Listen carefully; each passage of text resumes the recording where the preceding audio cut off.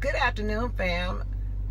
This is your girl, Miss Diva Trucker, and I am coming to you today because I am in Madison. I'm by the yard. I came to deliver my load not too far from the yard.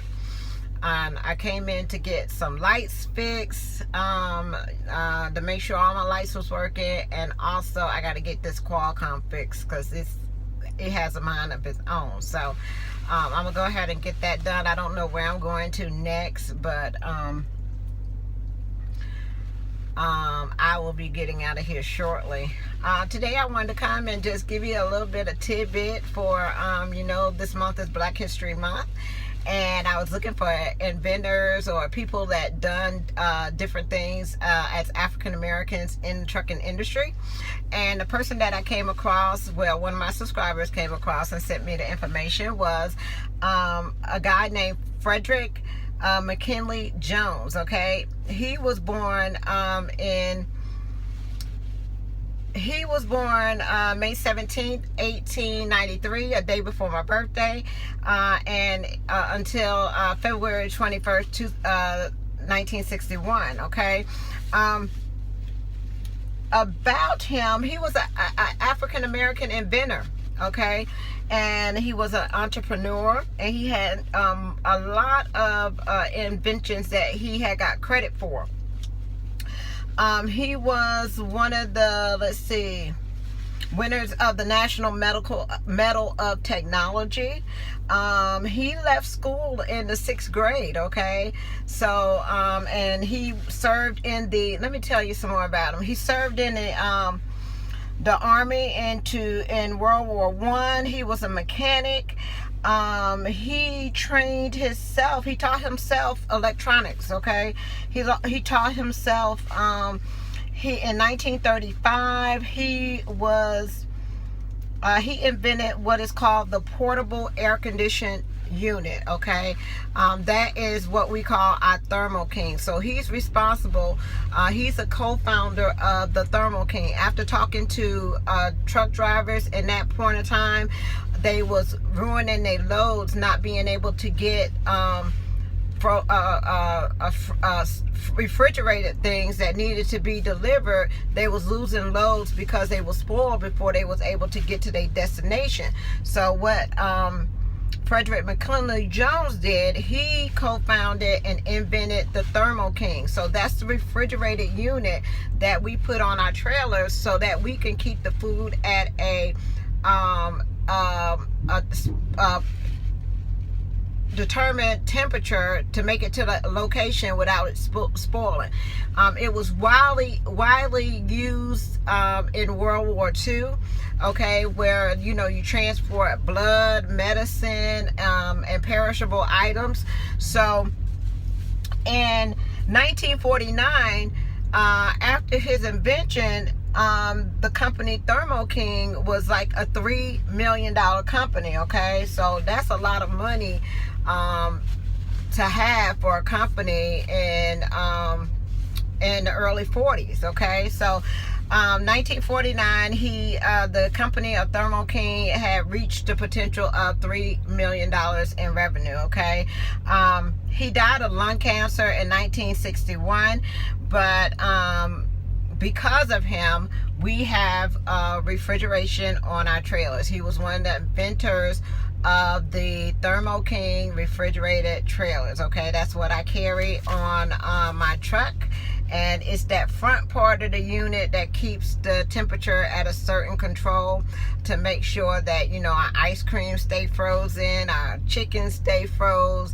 and the things that need to be cooled and transported at a certain degree, it stays like that. Okay, so I wanted to bring that little tidbit to you.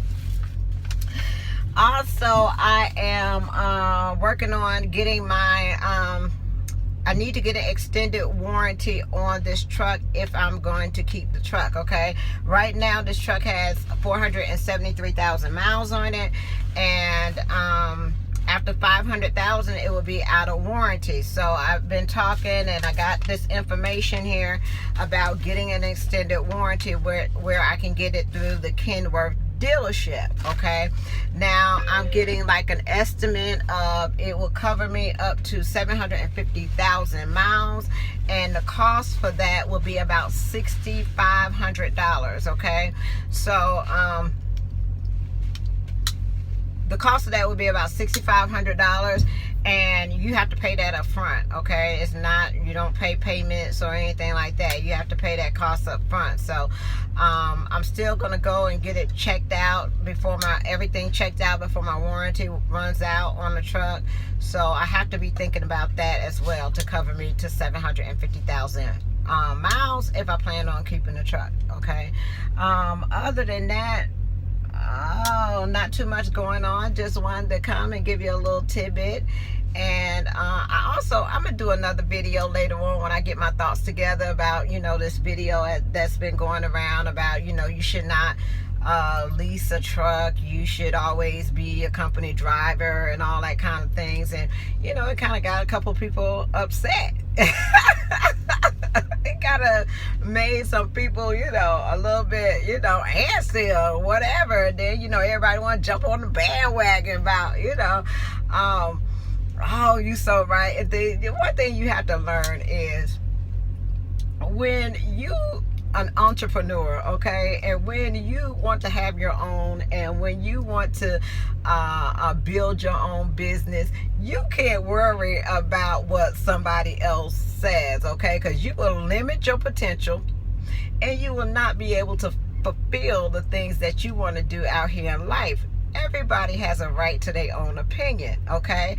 And it is what it is. It's their opinion, okay? It's not the Bible. It's not, these are the steps that you have to do or what you need to do.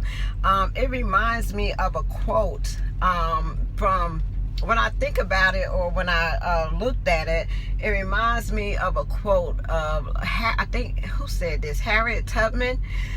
She said, I freed 1,000 slaves, but I could have freed 1,000 more if they only knew that they were slaves. Okay, so there's a lot of thoughts that I have, and when I'm not going to even whatever, but it's like, you surround yourself by people that are doing what you want to do, okay? If you want to be a company driver and you think, the insurance and the benefits and your home time and all that kind of stuff is just right on for you, and that's what you want to do, and you don't want the stress or the headache or, whatever it is that comes with leasing a truck or owning a truck, by all means, do that. And as a business owner, when I become having more trucks, I want that too. I want people to be happy as being a company driver, because they will always want to work for me, okay? But to not be able to give somebody an option and teach them how to be successful, is like, I want to keep you in that box. I don't want you to get outside the box, because if you get outside the box, then I got to go find somebody else to get in the box, okay? So it's funny. It's not anything to be, upset about or to be mad. This is everyday. This is everyday business. This is how people think, okay? This is how some people actually think, and they would rather. And it's not just trucking, honey. It's all kinds of corporate America that, they read books on how to make employees happy, so they don't want to leave. They want to be right there under them 20, 30 years. And that's why you have, a lot of people, they worked all their lives, and then it's time for them to retire, and they don't have anything to retire to. They have to come back out here 65, 70 years old, trying to figure it out how to continue making money. So, it's nothing against, company drivers, nothing against lease drivers, nothing against owner operators. It's whatever you plan on or whatever you want to do out here in your career, not just in trucking, but as in any business, as in any job that you do. every reward or every risk that every step that you take higher and trying to make more money or additional money, there are going to be risks involved. Okay, so when somebody said, oh, you want to take the cost of the truck, you want to take the fuel, you want to have to pay your own insurance, you want to have to do this, you want to take on all those responsibilities. Yeah, I do. Why? Because it gives me the potential to own my own company. It gives me the potential to learn how to manage the things that I need to manage in my business. Okay, this is a learning experience out here. You look at a lease truck for 4 years. I look at it as going through college. Okay, I got my freshman year, my sophomore year, my junior year, and my senior year. And once you pay that truck off, you graduate. Okay, and you go on to the next level of your business and what you want to pursue out here in this industry. I've learned so much as being a driver and being a lease operator, and also learning about brokering and being a broker out here as well. So the potential is there, but you have to be the one to decide what you want to do out here. And there's no longer right. Okay, it's all about where you want to go out here. And the best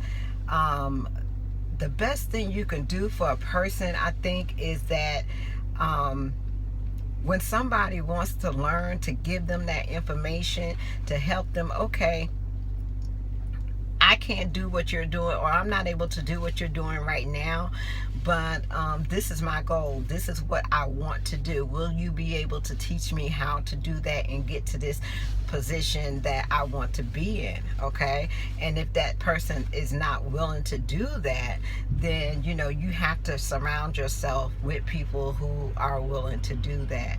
So I got some more thoughts on it. I'm gonna talk to y'all about. But as far as getting upset or angry or mad or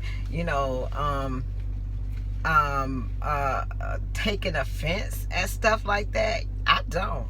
And the reason is, it's because once we know better, we do better. And